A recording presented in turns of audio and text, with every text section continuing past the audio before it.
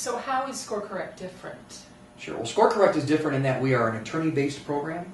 We're not somebody simply working out of their basement. There are certain laws that govern this industry, including the Credit Repair Organizations Act, that we're knowledgeable about and in compliance with.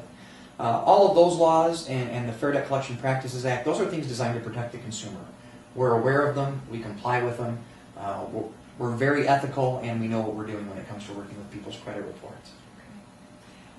That's all wonderful. Isn't this something anyone can do on their own, though?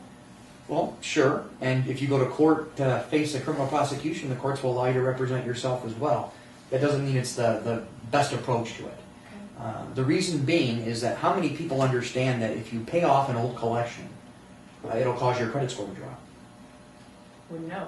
I wouldn't have thought that would be the case. If it works logically, you would think you have an old debt you haven't paid, Sure. you pay it off, your credit score goes up. Nope, your credit score goes down.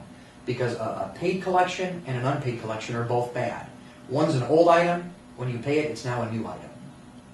Okay, it's called the date of last activity on a credit report. Is this information available to everybody? I'm sure it is on the web if you want to go research this stuff and take the time. You know, that's one example. But you have to even know it's a question to be able to ask it. Good point. You know, and how many people understand that that's even a potential issue with do-it-yourself? Right. Something else in dealing with collection agencies.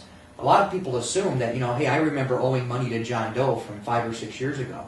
ABC Collections calls me on the phone and says, hey, we're collecting on behalf of John Doe.